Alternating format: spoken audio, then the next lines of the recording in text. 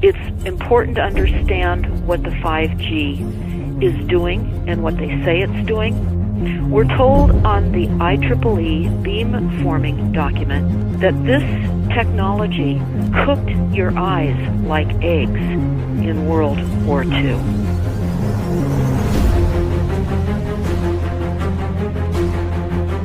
And you all need to understand these are military weapons. These are assault frequencies. If you garner nothing more than that, that's what you need to know. It's microwave radiation warfare, is what this is.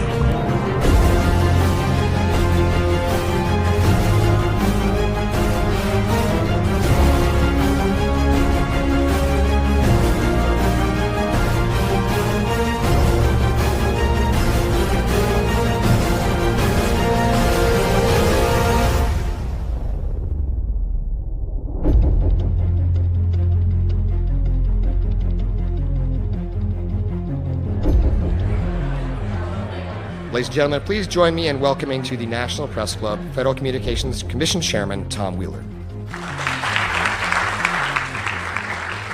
It's an honor to be here at the National Press Club.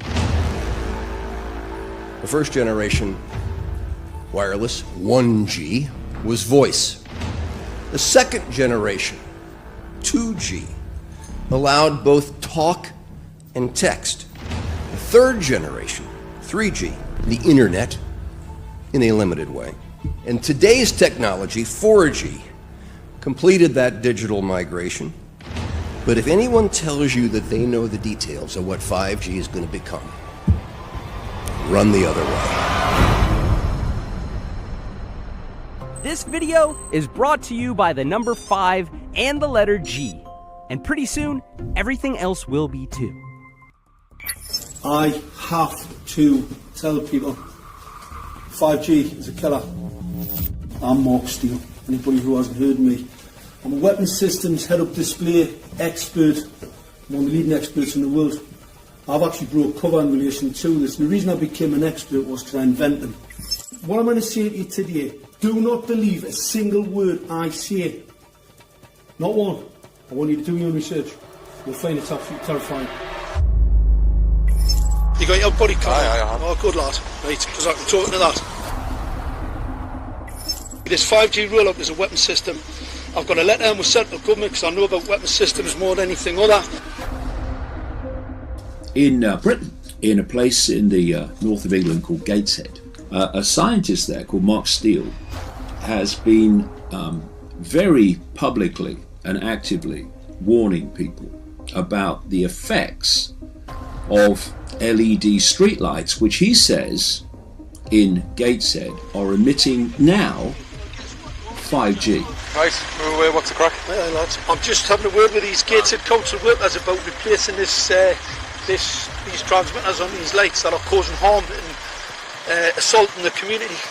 This is an existential threat to the economy, to the environment and humanity. If these transmitters are everywhere, then everyone's at risk, surely.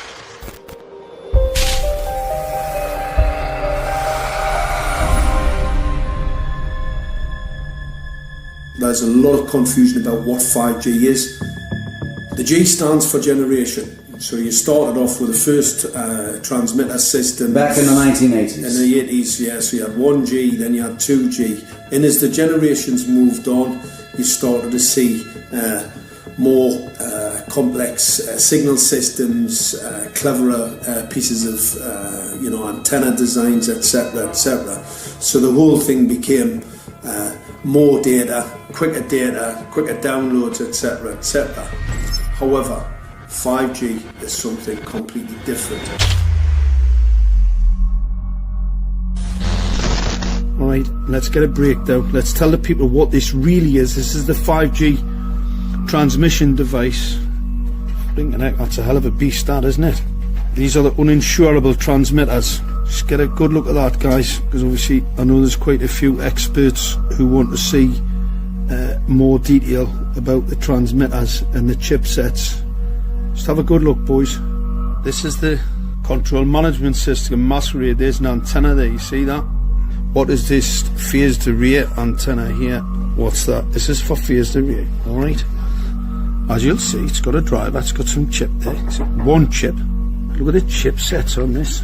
This is your dystopian world. What did Gateshead Council say? I'll tell you what, I think we better send some of these educated fools back to school, or just send them to prison, whichever's the easiest. I think prison's probably better. Alright, that's 5G, guys. That's 5G hardware. You must consider the whole part played by electricity in nature. Human beings cannot go on developing in the same way in an atmosphere permeated on all sides by electric currents and radiations. It has an influence on the whole development of man. This life of men in the midst of electricity, notably radiant electricity, will presently affect them in such a way that they will no longer be able to understand the news which they receive so rapidly. The effect is to damp down their intelligence. Such effects are already seen today. Even today, you can notice how people understand the things that come to them with far greater difficulty than they did a few decades ago. Rudolf Steiner, 1924. Rudolf Steiner noted that in 1924, since then our atmosphere has become far more permeated with electric waves of widely diverse types. There's no doubt now that electric waves, electromagnetic forces, cause direct biological effects. There's thousands of peer-reviewed papers on this subject. There's no doubt about it. But what are these effects? How are they affecting us? What can we do about it? We're now at a stage where we're putting in what's called 5G, which is a special type of broadcast for high-density information transfers. And it turns out that this is the same frequency bands that are used in crowd dispersal weaponry.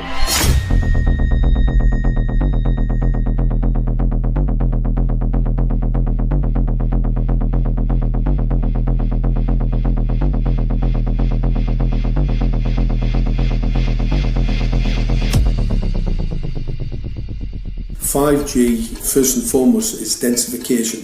So it's significantly more transmitters in close proximity to a human, and it is also a sophisticated, illegal, unlawful transmitter.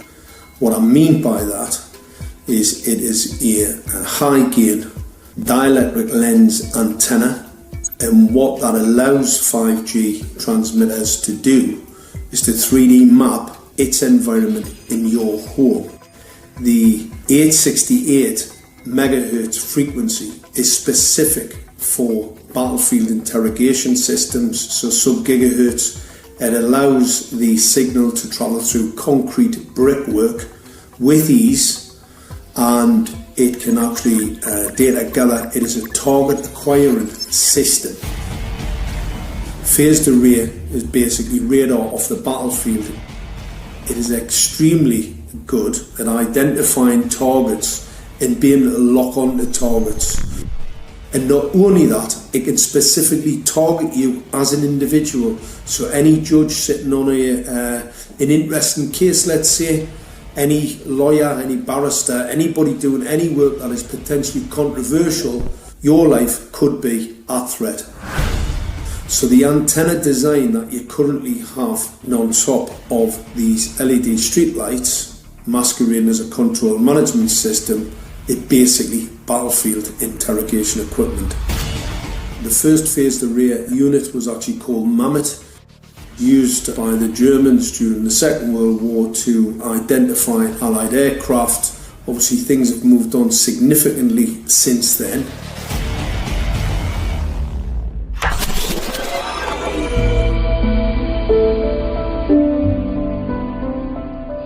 Well, I joined the Royal Navy in 1960, and I specialised in microwave warfare.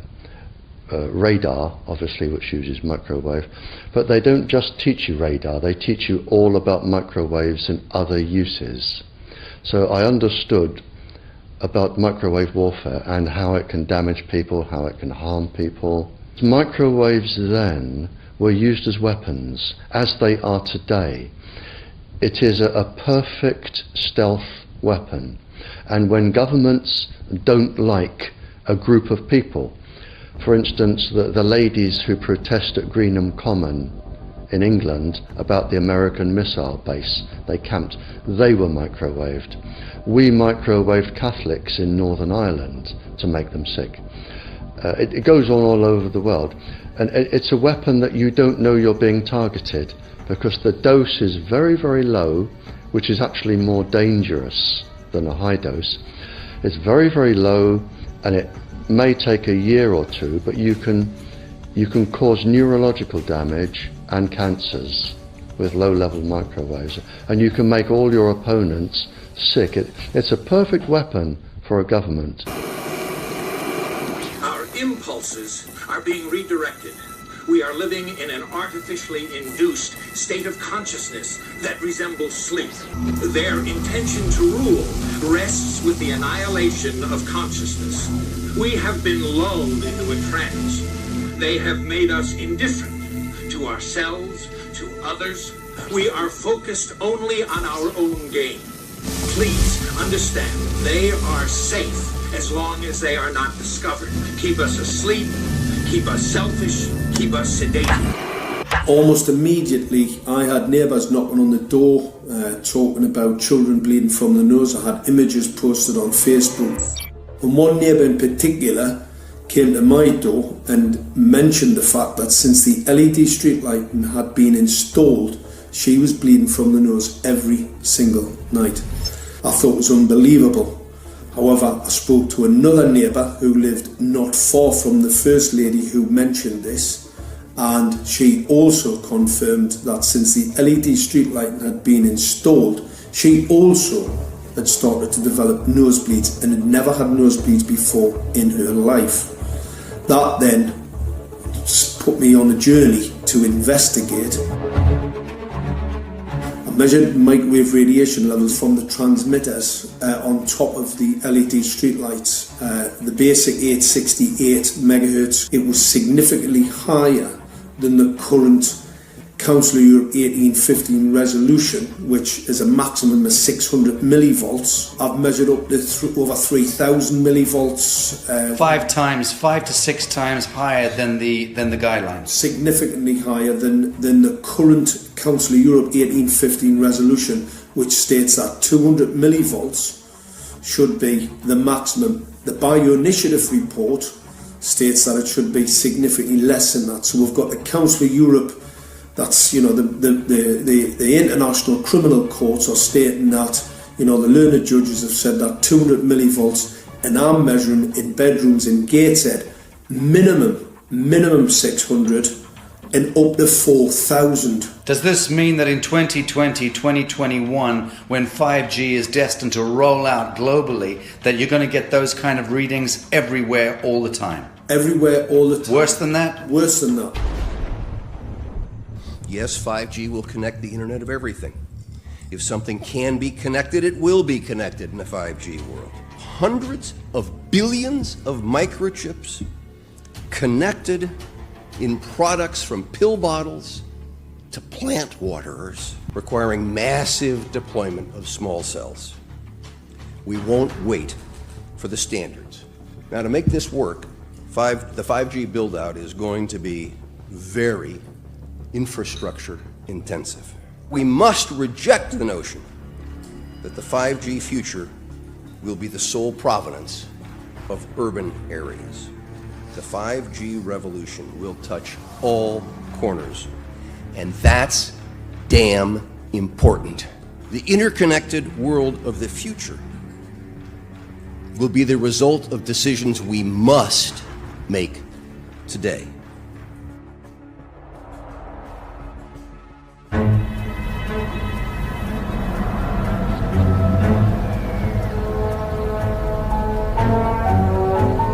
The main issue before us today is Senate Bill 637 and Senate Bill 894, the former by Senator Hugh and the latter by Senator Knopf. We're going to invite the first four witnesses in support of the legislation, and that would be John Jones with Sprint, David Lewis and Andy Emerson with AT&T, Neil Krevda with Verizon, and Frank Iacovetti Jr. with T-Mobile. So be straight with me. Is it true? It could be. No, well, very few cases. There was an unfortunate incident out in Iowa. Look, gentlemen, practice these words in front of the mirror. Although we are constantly exploring the subject, currently, there is no direct evidence that links cell phone usage to brain cancer.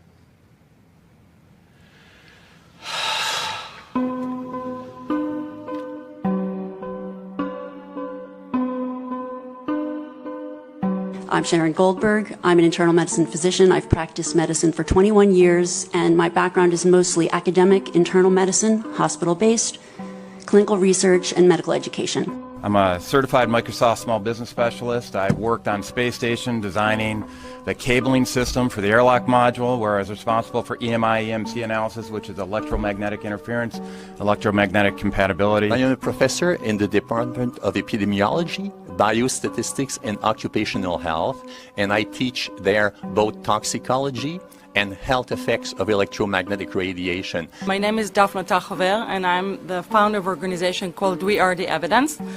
We are an organization that represents the many adults and unfortunately many children who have become very sick from wireless technology radiation. There seems to be a couple false Easter eggs being put out there right now. I want to make sure we dispel that right off the gate. The effects of wireless on health scientifically are very, very clear. So it's always pushed back to the definition of an acceptable level of radiation. And that's what this is, by the way. This is about radiation. Wireless radiation has biological effects, period. My name is Dr. Angie Kolbeck. I've been reviewing the studies showing the impacts of wireless radiation on our health, and there are now thousands of studies showing the following adverse health impacts to wireless radiation: cancer, oxidative damage, DNA failure. Things like memory, dizziness, anxiety, brain fog. Headaches, nosebleeds, cognitive problem, exhaustion. We have evidence of DNA damage, cardiomyopathy, which is the precursor of congestive heart failure. Short and long-term memory loss, decreased attention spans, lower reaction times, even involuntary contractions of muscles causing misalignments of spines and jaws. Breast cancer. We suddenly have breast cancer in women who have no DNA predisposition. Disrupted immune function and change in stress proteins, reproductive and fertility effects. There are dozens and dozens of studies that show beyond any doubt what this radiation is doing to our sperm. Now, if you take the cell phone out of your pocket, the sperm will recuperate within 3 to 4 months. What would not recuperate would be the damage to the DNA of the sperm. That is irreparable. The wife of the ex-governor of Indiana was diagnosed with glioblastoma. Same brain tumor Ted Kennedy had and John McCain had. Did you look at John McCain's car? This is a cell phone brain tumor. LeBron James, one of our sports people, had a salivary gland tumor. That is another cell phone tumor. You didn't hear about it because immediately after that was discovered, he was paid by Samsung to become their spokesperson. We are seeing increases in brain tumors. We're seeing increases in Alzheimer's. We're seeing increases in all of the neurotransmitter diseases, ALS, Lou Gehrig's disease, Parkinson's. These are all disease systems that are known to be associated with low-level energy exposures. We talk about 24/7, around-the-clock exposure, wherever you are and your whole body. You never get away from it. And it seems from our studies that maybe your immune system can cope with for a time, but it will deteriorate. Then the irradiation will definitely damage cells at a deeper level, and the question is what will then happen? These are out of peer-reviewed papers, so these are not just hypochondriacs thinking that they're doing it. We're having real problems with this. This is no longer a subject for debate when you look at PubMed and the peer-reviewed literature. These effects are seen in all life forms: plants, animals, insects, microbes. So 5G is not a conversation about whether or not these biological effects exist. They clearly do. There is scientifically evidence that is so strong that you can be certain that the standards used by the SCC to manage health effects are wrong. We need to start measuring how much radiation are people being exposed to. before we roll out 5G, there are 4 kinds of electromagnetic fields that we know are harmful to human health. So radio frequency radiation, magnetic fields, dirty electricity, and electric fields, okay? Our exposure, any given person, and all humans are affected by EMFs. What is our exposure in a day? It's not one cell phone. It's cell phones, it's multiple wireless networks, it's smart meters, it's cell towers. It's this sandwich, and it all adds up. The data we're going to look at are all published science, testing results, or public standards. At the bottom end of the radiation scale of what's called power density or signal strength is the minimum level at which cell phones will work, which was found to be 0.2 billionths of a microwatt per centimeter squared. Pine needles were found to age prematurely at 0.000027. At short-term exposures of 0.05, children aged 8 to 17 experienced headache, irritation, concentration difficulties, and behavioral problems. 0.1 is the biobiology or building biology guideline for extreme concern. 1.0 produced sperm DNA fragmentation and a decrease in sperm viability in vitro. Also at 1.0, the science shows the following bodily effects can occur: headaches, dizziness, fatigue, insomnia, chest pain, difficulty breathing, and indigestion. 2.5 saw altered calcium metabolism in heart muscle cells. 4.0, changes in the hippocampus affecting brain memory and learning. And at 6.0, DNA damage in cells. So, where are smart meters on this list? Electrical Power Institute in December 2010 measured a single Itron smart meter with pulses up to 7.93 microwatts per centimeter squared. Our own testing indicated approximately 8.0 with 1 meter. These tests are at a close distance, approximately 1 foot away from the meter, but an infant's crib could be just as close on the other side of the wall where the meter or bank of meters are installed. Even though there are all these known health effects at levels far lower, Switzerland, Liechtenstein, and Luxembourg see fit to set the standard at 9.5. And China, Poland, and Russia, 10.0. This is the same level at which behavior has been altered, producing reflexes of avoidance following 30-minute exposures. A room of 12 smart meters, very common and even a conservative number in an apartment building, tested at 19.8 microwatts per centimeter squared. This is hundreds of times higher than levels which clearly indicate harmful effects. So how can utilities and governments get away with forcing these devices on everyone? This is how. In Canada and the US and several other civilized countries, the safety limit is set at 600 to 1,000 microwatts per centimeter squared. This so-called safety limit is literally tens of thousands of times higher than levels which are known to damage health according to peer-reviewed published science.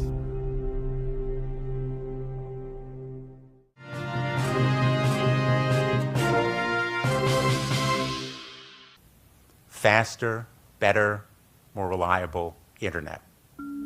That's the promise of 5G technology, but there is also the peril. Health hazards associated with radio frequency that is higher also and requires more transmitters and antennas. And the stark, simple fact is the health hazards are unknown and unstudied. And that is a sign of neglect and disregard on the part of the Federal Communications Commission that seems unacceptable. There have been no answers so far. The FCC basically has said everything's fine, but in order to reach a conclusion about the health and safety of this new technology, we need facts. Mr. Chairman, thank you for having this hearing. 5G, as you well know, also uses higher frequency waves that don't travel as far and will rely on a network of hundreds of thousands, potentially millions of small cell sites. And the question then is, are there any health implications, any public safety implications to those additional sites that are likely to be located close to homes, schools, workplaces, and closer to the ground, correct? Correct, Senator. Yes. So my question for you, particularly Mr. Gillen and Mr. Perry, how much money has the industry committed to supporting additional independent research? I stress independent research. Is that independent research ongoing? Has any been completed? Where can consumers look for it? And we're talking about research on the biological effects of this new technology. Thank you, Senator. I think, thank you for your focus on the issue. Safety is paramount, and as you alluded to, we rely on the expert agencies, we rely on the findings of the FDA and others as to the requirements to keep all of us safe. There are no industry-backed studies, to my knowledge right now. Happy to visit with you as to what opportunities you think there needs to be more studies, and we're always for more science. We also rely on what the scientists tell us. So essentially, the answer to my question, how much money? Zero. I can certainly follow up with you, Senator. To my knowledge, there's no active studies being backed by industry today. Anybody else know of industry commitments to back research, fund it, support it, to ascertain scientifically the health effect?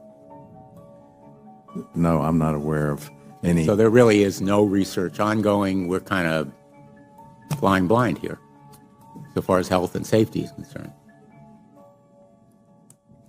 Thank you, Mr. Chairman.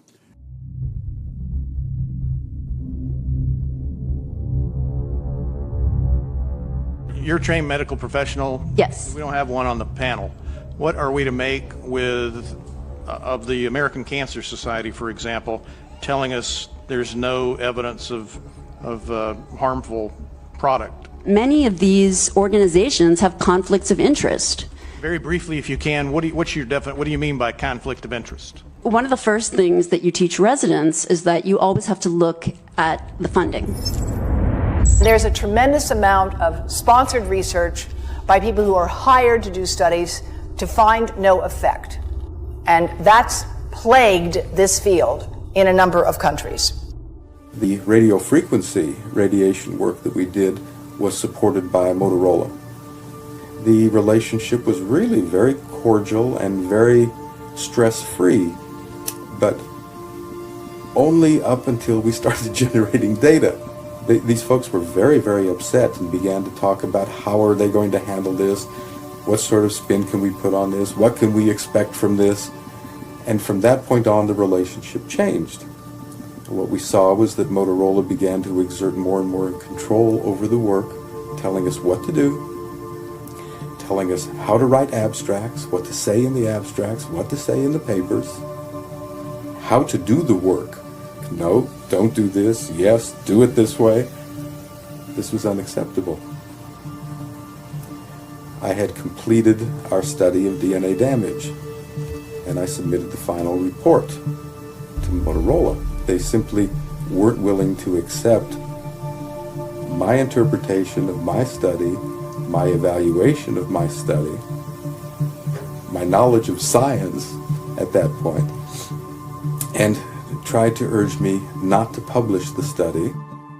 Did you hear about people coming to you as far as having complaints about illness? We were made aware of health complaints following installation of smart meters, and we wanted to verify this using our field work. So I measured the field of about 30 different people while they stood 1 foot in front of the smart meter, and in every single case, the human energy field was obliterated as they stood in front of the smart meter. So in our first slides, what we see is normal cells, and the structure of the cells is intact and sound. This is what we would expect from a normal sample. So after 2 minutes of exposure in front of the smart meter at about 1 foot away, we see a totally different story. Sample 1, you can see a lot of degradation in the cells. The cell walls have been broken, and you see changes in the cells which are called mycoplasma. It shows a mutation to the cell. In the second sample, we see a different type of degradation to the cell membranes. You can see a corrugation here. This is called bottle cap formation. and it's known that this occurs due to oxidation or exposure to free radicals. So this third subject, when we did her sample, she had to be pulled away from the meter after 45 seconds because she complained about an increasingly severe headache. And here you see a phenomenon called rouleau, where the red blood cells are stacking up, which makes it very difficult for the blood to deliver oxygen to the tissues as they would be their normal function. Every single one of these is a degradation. Every single one of these shows a trauma to the blood cells, and that came from something, and the only variable was the smart meter. The good news in all this is the patient and the blood can return to normal once they have been removed from the influences of these stressors.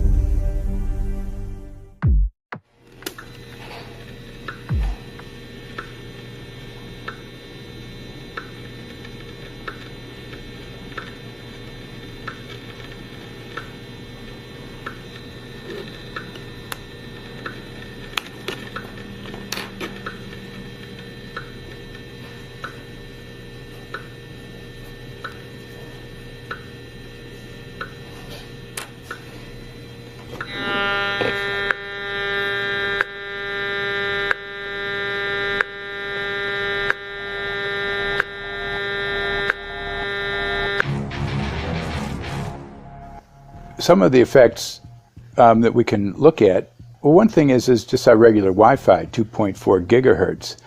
That's in the same range as microwave ovens, which are also called radar ranges, because that is radar.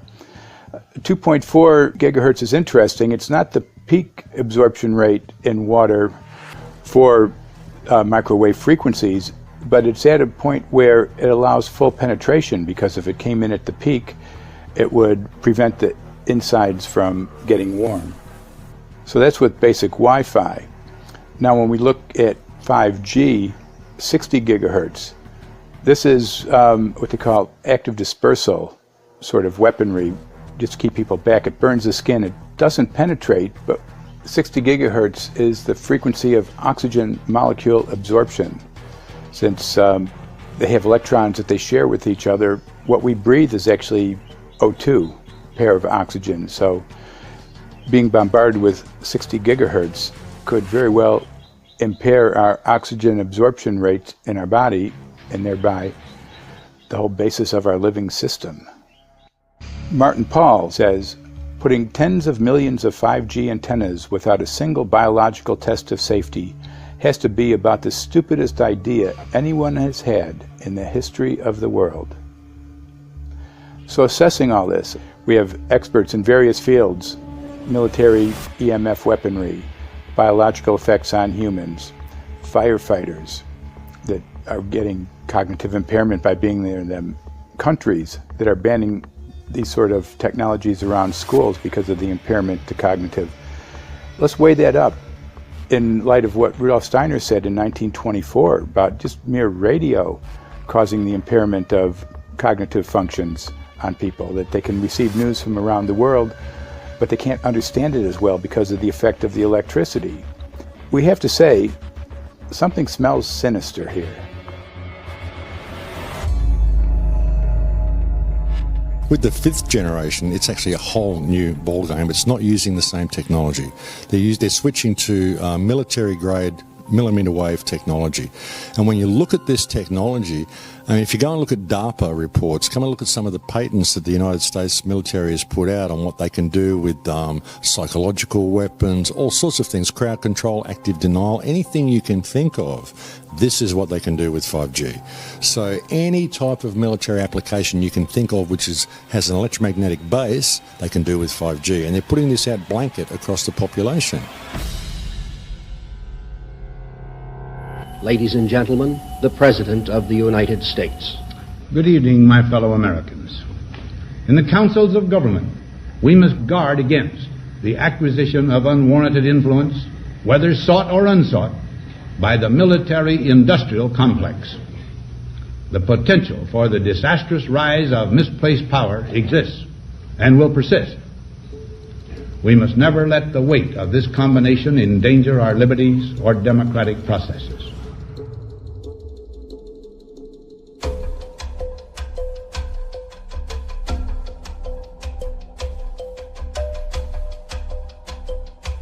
The FCC is a capture agency. They probably conducted what I believe to be the biggest fraud on the public ever conducted.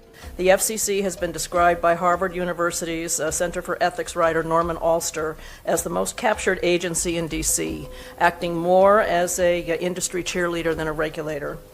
This is especially true today with 5G, where there are serious safety concerns and potentially misleading information coming from the FCC. For example, the previous chairman of the FCC is Tom Wheeler. He was the head of the Wireless Lobby Association for 14 years. Now remember, Obama told us there would be no lobbyists in his administration, so he took the biggest lobby and put him as the head of the FCC. And that's damn important.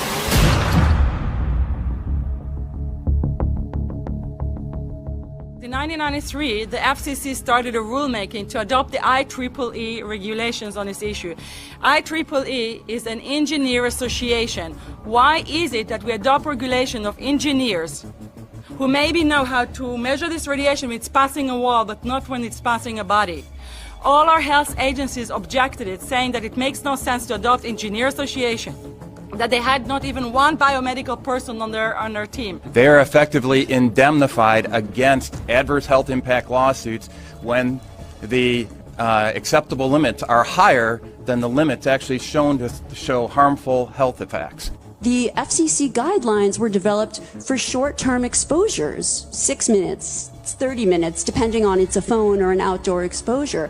And they have absolutely no connection to the biological effects that have been very clearly summarized in the Bio Initiative.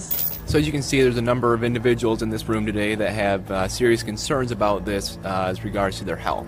If one of your companies decides to put one of these small cells up at a pole that's within, say, 50 feet of one of their houses, what recourse do they have to say, is there a way to move it somewhere else? There's language in the bill so that the authority can require the applicant to come forth with certification of compliance with the FCC's rules related to radio frequency emission. Remember that denial of request or denial of permit request that you can put in? It's going to point back to the acceptable levels as determined by the FCC, not the EPA or not the CDC, the ones who usually take care of health concerns, but by the FCC, which is staffed by former members of the telecommunication industry. That's the fox guarding the hen house. It's a fact that most insurance companies will not indemnify against EMF effects. Telecom companies around the world are warning their investors of potential major costs due to real or alleged risks of EMF pollution from their products. Interestingly enough, they're warning their investors, but they're not telling their customers. They're basically keeping it quiet because that's where their money comes from. So we're using technology that could be very potentially harmful to us, and the investors know it. But their only worry is that they might lose money, not that our health might be affected. First of all, I think what you should really think about is why is it that they're not insured? It's not that they chose to be self-insured. They actually rejected by the insurance company from being insured because they understand the risk. And so the insurance companies, the big insurance companies, will not insure the telecommunication? So there's insurance companies, and then there's what's called secondary insurance companies. Secondary insurance companies are the insurance companies that insure the insurance companies. So in an event, an insurance company, let's say I insure Verizon, and it may not be able to meet the claims, then the secondary insurance company is kicking in. Like Lloyd's of London? Sorry? Like yes, Lloyd's of exactly. London? So two leading ones would be Lloyd's of London and Swiss Re. Both told the insurance company not to insure the wireless industry, and this is why they're not insured. And that should give you a hint. Now, this is exactly why they have to prevent a health lawsuit. And how do they prevent lawsuit? That goes back to Section 704.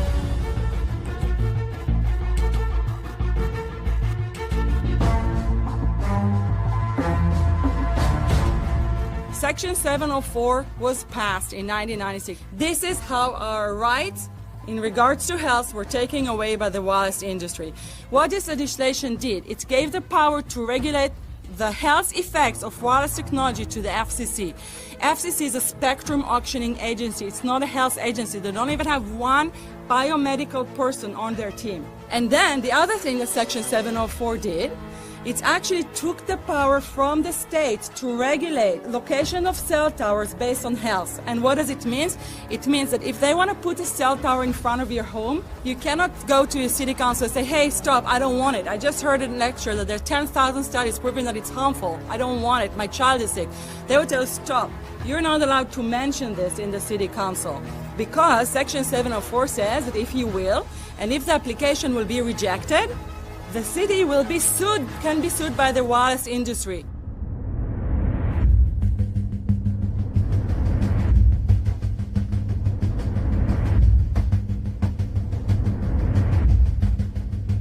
A major U.S. government study on rats finds a link between cell phones and cancer. Very first government study linking the radiation from cell phones to cancer. Two-decade, $30 million federal study out today found there is some evidence of a link between cell phone radiation and brain cancer.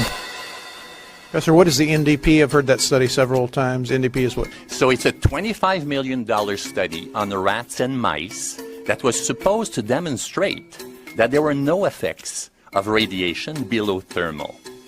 And in fact, it demonstrated exactly the opposite.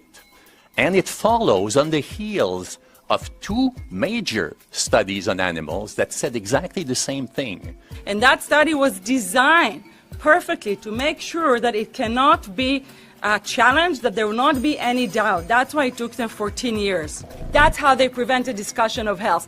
And why do they want to prevent discussion of health if there's no problem with health? Simply put, FCC is completely unprepared, unable, and possibly unwilling to oversee 5G for safety, even as it barrels toward us. They are falling back on tired definitions and panaceas long since disproven by science. To make matters worse, recent FCC rulings and numerous industry-friendly bills passed at state and federal levels between 2016 and 2018 removed the last vestiges of local and state review over infrastructure siting, just when we need it the most. When those first studies were performed years and years ago, nobody knew about the importance of the microbiome, the role of the microbiome and the immune system, and even less the role of the microbiota inside our brains, that is, the microbes that are normally resident inside our brains, whose influence on brain function is nothing but immense. And you may think, well, who cares about the microbes? The less microbes we have, the better it is. Well, we know by now that this is not absolutely the case, because microbes are truly essential for the development and function of all our organs and systems. Our immune system is based on the microbes we have in our gut. And our brain also has microbes that influence its function. In tests, it's been found things like mold. If you grow mold inside a Faraday cage, it'll grow one way, and then even if the electromagnetic fields are around, take the Faraday cage away and some sort of 600 biotoxins are developed within the mold because of the effects of the EMFs upon it.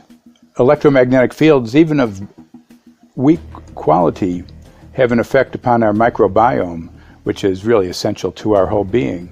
This is going to eviscerate microbial DNA inside human beings, which is our effective operating system, number one. So it may not impact human DNA in laboratory experiments right now, and they're saying it doesn't impact human DNA. But given that human DNA is less than 1% of the cellular DNA in the human body, the rest of the cellular DNA is microbial, and we know that this will eviscerate microbial DNA. So we're talking about a takedown of the operating system of human beings. Exactly. I couldn't have put it better myself.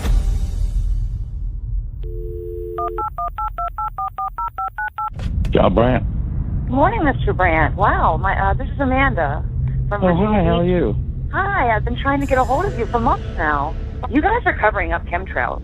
No, we are not covering it. We have no reason to cover up chemtrails. Of course, you have every reason to cover it up. Every reason. It's called What losing your reasons job. would that be? Oh, well, you personally, you would lose your job if you were to reveal anything to me, and it's probably unsafe for you to even be speaking about this, considering the types of individuals you work for. It's not unsafe. It is unsafe. There's no problem with us talking on. You're a citizen. You're making a complaint. Oh, Lord, have mercy on myself. It's a complaint in an area that we don't have authority to regulate.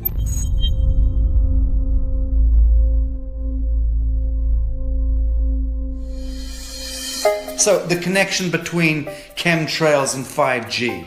It's all interconnected. The metallized particulates that would allow the 5G phased array, so basically the radar that would allow it to be able to identify you, so it can watch you, it can identify you in your own home 24 hours a day, 7 days a week. For the last X amount of years, we've been through chemtrailing, and that is now the cat is out of the box. We've had these nanoparticulates raining down on humanity for years now, impregnating our bodies, by best account staying inside our bodies. Those nanoparticulates, what you're saying, are building up a kind of a phosphorescence glow capability so that we can be flagged up in our homes, behind concrete and steel, inside bunkers, in the basement, doesn't matter where you are. The 5G will be able to now triangulate, map and read you, because you as a living being are impregnated with these nanoparticulates, which are acting as a kind of transmission and reception technology. It's exactly, absolutely exactly. You have to consider that DNA also works as a fractal antenna, which is able to send and receive and also to process signals under the form of radio frequencies. Well, then there is no doubt that artificial radio frequencies, such as those of cell towers, and in particular these new types of towers that have a much higher density of signals, they may somehow interfere with the ability of DNA to retain and transmit biological signals. So this is one level of danger that very few biologists are aware of. How much effort was put forward to address this, what most of these people are, or many of these people are here for, which are the health concerns? Was there any dialogue back and forth? Was there any working? Was there many studies evaluated to look at regarding this area? Maybe not every person that has concerns on the legislation was brought to the table. Okay, so from your perspective, you feel that there was a legitimate amount of time to evaluate the data that the opposition would have on this? Absolutely, and I wouldn't put forth something that I didn't believe in. And I'll tell you, as I mentioned earlier, and it's been commented several times amongst the panel here, this is truly an economic development issue. Our 3-year-old, again at home, is outraged when we pull out the driveway and he's not able to access Wi-Fi.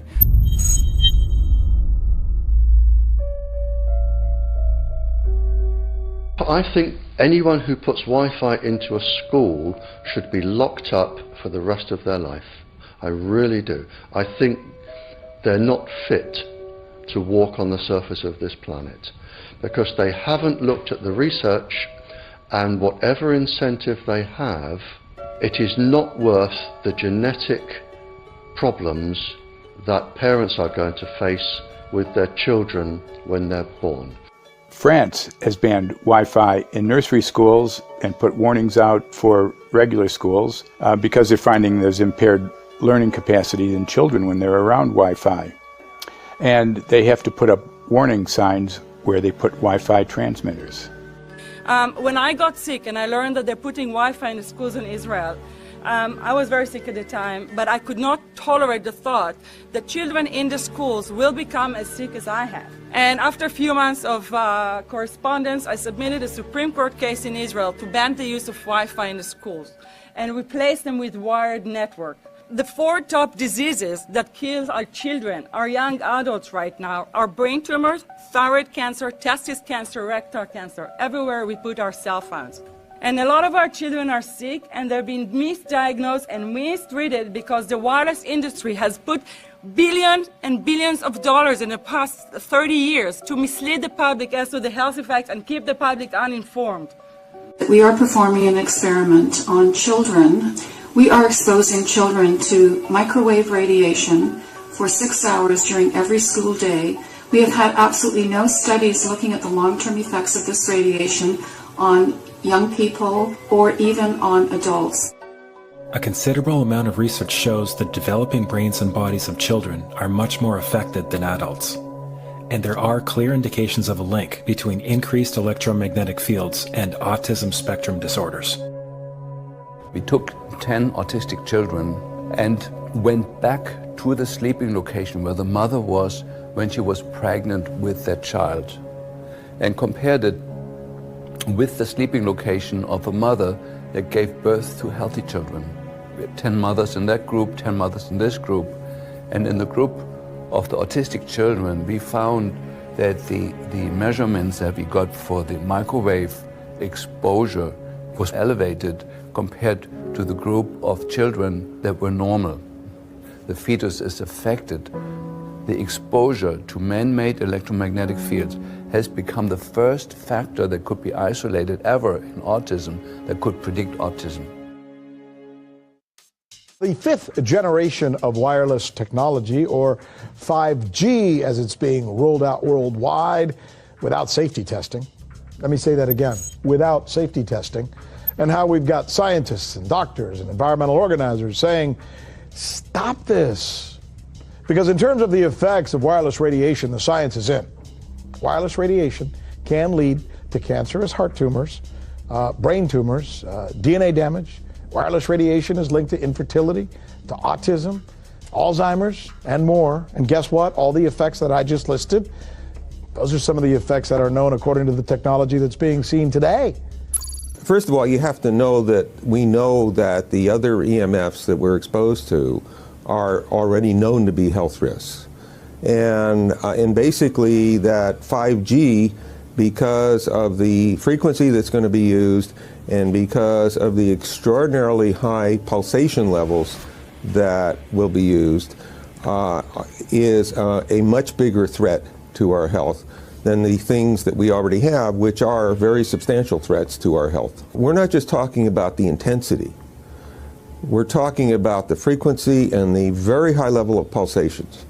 There's a huge literature which shows that pulsed EMFs that pulse up and down very rapidly, are in most cases much more biologically active than our non-pulsed EMFs. Every single wireless communication device communicates via pulsations, but the industry completely ignores this issue. The problem with 5G is that they're planning to put out tens of millions of these antennae all over the place without doing one single biological safety test. Are you implying possibly that we, the consumers, are the guinea pigs since they haven't really done tests to see the effects in a smaller setting? I mean, that's not an implication, it's a statement. We are, yes. Cancer is not the main concern that I have. I'm really concerned about sperm count and about effects on pregnancy. How many of you know that 1 in 6 American couples is unable to have a child when they want to? How many of you know that last year the birth rate in this country dropped the most that it ever has in recent history, 3% in a single year? People look at the sperm, and people use cell phones, and the sperm, usually sperm swim, and they swim straight. But if you expose them to radio frequency, mobile phone waves, they swim in a circle. Studies have been done here in Australia, taking sperm from healthy men. And one test tube gets exposed to cell phone radiation, and one test tube is not exposed to mobile phone radiation. And then the results are evaluated. And this is a measure of vitality. We measure how well the sperm swim. This is a measure of motility. This is a measure of mitochondrial DNA damage. They have 3 times as much damage on their DNA if they have been exposed to mobile phone radiation. The data on that are rock solid. Cell phones can damage sperm quantity and quality. Your embryo, your uterus in the fetus, where your child is developing for the first 100 days, in the ovaries, the eggs do not have that protection. So they are at maximum risk from radiation. And for the first month or so, you wouldn't even know you were pregnant. You wouldn't even be taking precautions. That is the main danger area. So you give birth to a daughter, but her ovaries are now contaminated. She may be normal, she may be genetically damaged, but her ovaries are at the most risk. So when your daughter grows up and she becomes pregnant and has a baby, this is where one of these eggs will be fertilized and come out. So the real damage here is your grandchildren. That is where it is going to show most. Do you think that there is a chance that within the third generation of females, they may be irreversibly sterile? Not in the third generation, but in the fifth generation, and that would for humans be something in the order of 150 years ahead of us. And of course, then it's too late to say that you are sorry, and it's very too late to say stop. There is a wealth of papers. I mean, we're talking about thousands of published papers in the scientific literature, few of which, or sometimes none of which, have entered the official documentations from authorities and likewise. So I think it's really time to have an independent compilation of data. Such was done at August 31st, 2007 in the form of the Bioinitiative report, of which I was one of the authors. And then we put together approximately 2,000 scientific references on a little bit more than 600 pages, clearly saying that if you, for instance, if you are a rat or a mouse or a cell or a molecule, you should definitely not allow yourself to be exposed to this. And in the meantime, we have this full-scale experiment using our own kids. One interesting case, John Patterson, he was a telecommunications engineer in Sydney, Australia. Very brilliant man. For 20 years, John tested Telstra digital systems. Over the time, he realised the dangers of electromagnetic radiation. It disrupts the bioelectric system of your body, which is really your brain, your nervous system, how your muscles talk. And he tried warning of these effects through different agencies, through his company. Got all the test gear out and measured it and drew up a report, and I was immediately removed from service. Finally, in 2007, he took matters into his own hand. He commandeered a used British Army tank and went and destroyed 6 cell phone towers in Sydney, Australia, because he wanted to stop this. He was trying to make a point. The message was that how dangerous it was. You know, these people were elected by us to manage our infrastructure in a responsible manner. That is the sole purpose of government if it's going to exist at all. And if it doesn't do that, then it has no right. It is invalid. So we need to pull this infrastructure down. We really do.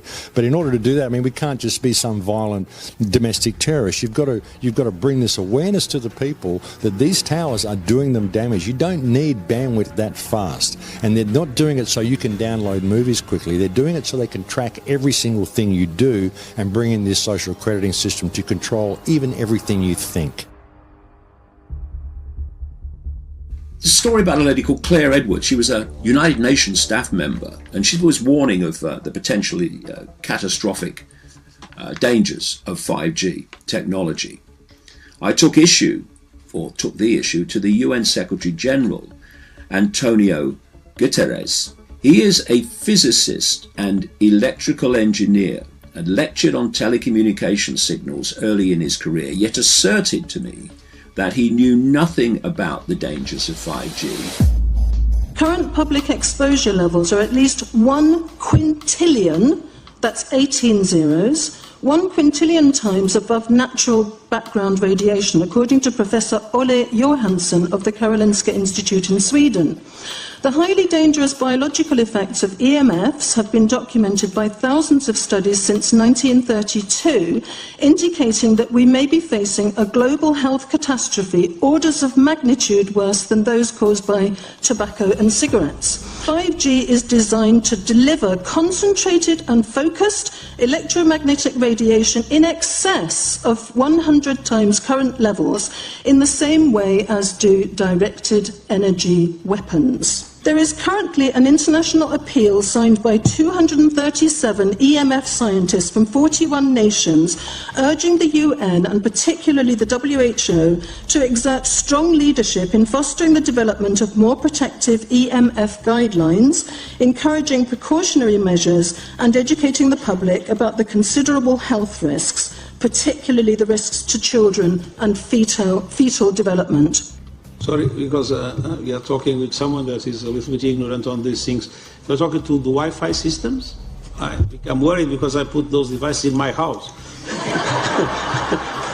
I will have to, I confess my ignorance on this. We will have to, but I'm going to raise this with WHO, which I think is the organization that might be able to deal with it properly, because I must confess I was not aware of that danger.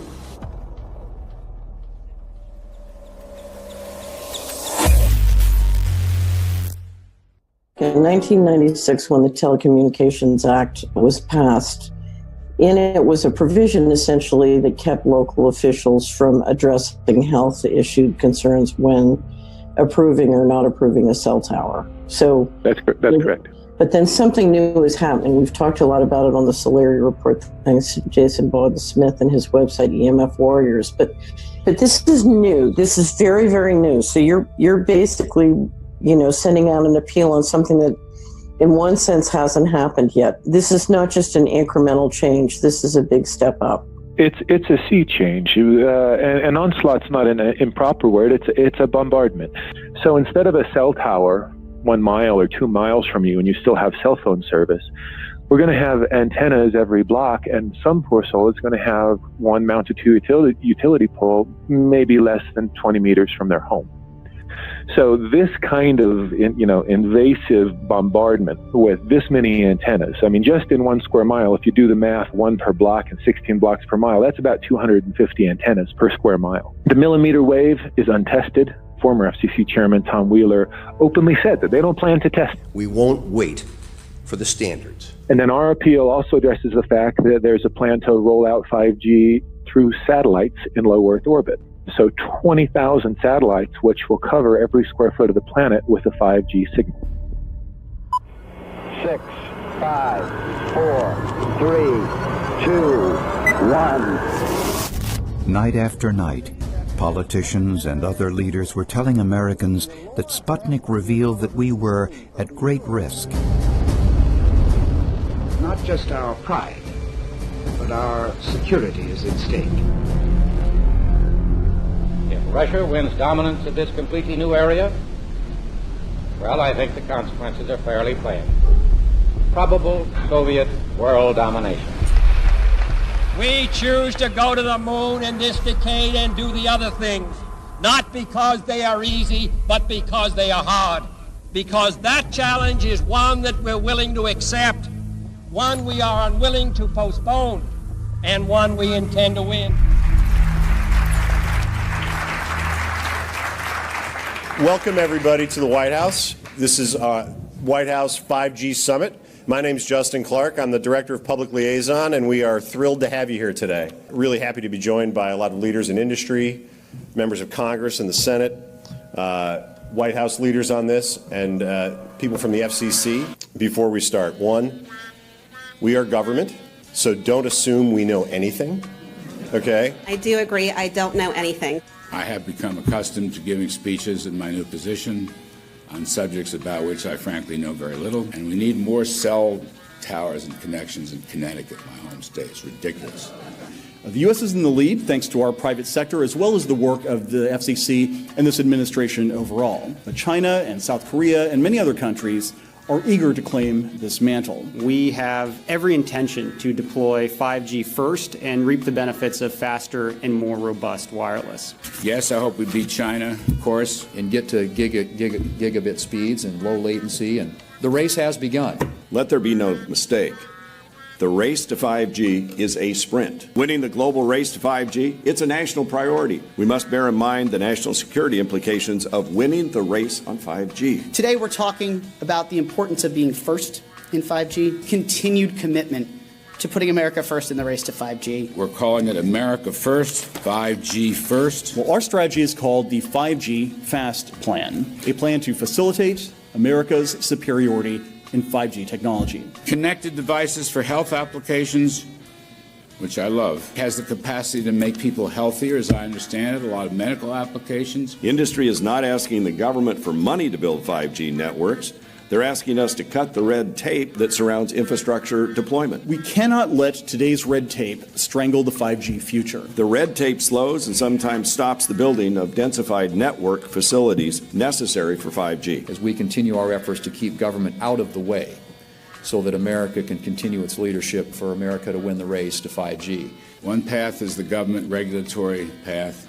The other path is the private enterprise free market, gales of creative destruction, Schumpeter path. Have you ever heard that? Gales of creative destruction? It just means let it rip. The new replaces the old. With 5G, we're on the cusp of another era of American innovation. It means an even more connected world for everyone around us, unlocking the potential of the Internet of Things to become safer, healthier, and more sustainable for our future. You know, sometimes, look, we all believe in the 10th Amendment, but sometimes you have to override it.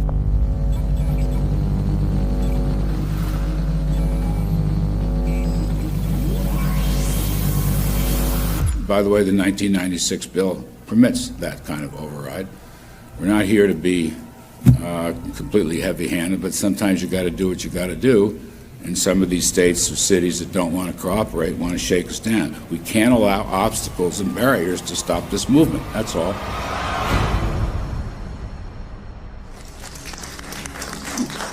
And this happened in Canada. I mean, there were some activists I was working with up there that said, well, you know, we won a victory. We got the Public Utilities Commission to allow us to opt out. And I said, boy, that's divide and conquer. They just got rid of the people that were raising hell.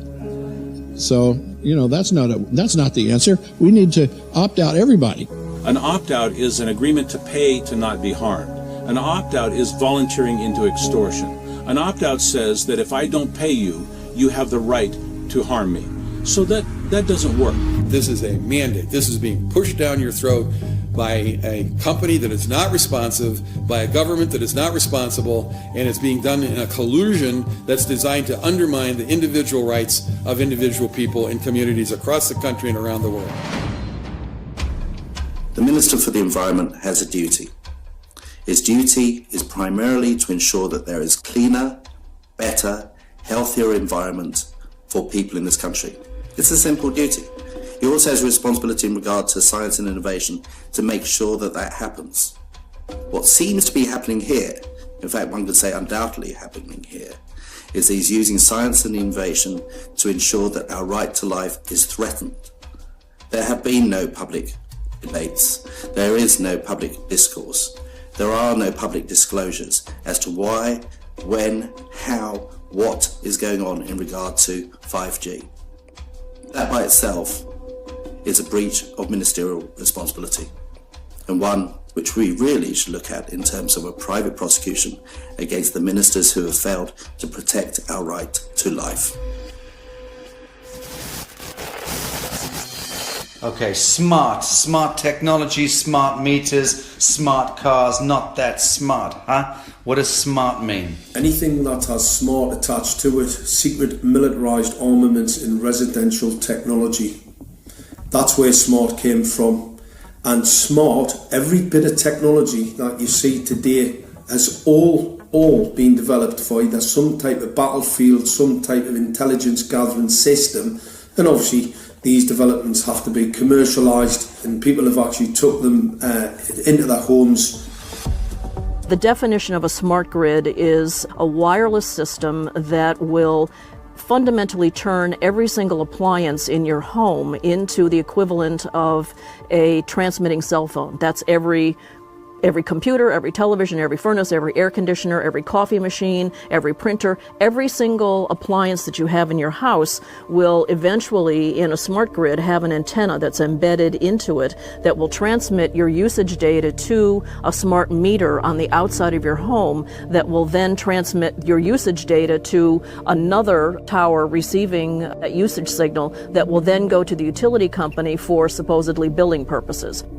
Not all signals will just be about your individual use. There will be aggregate meters that will bounce signal from house to house to house within a neighborhood that will then accumulate all of the usage data that will transmit that to the utility company. Now, what that will do is that the end metering system that is transmitting all of that data will be firing an RF signal at many, many times a second, which will increase the average homeowner's radio frequency radiation exposure exponentially. This picture shows some aphids on the leaf of an orange tree shortly after radar equipment was installed at a nearby airport a number of years ago. I noticed that every few seconds, all the aphids would tense up in unison and do sort of a little dance, as you see in the picture.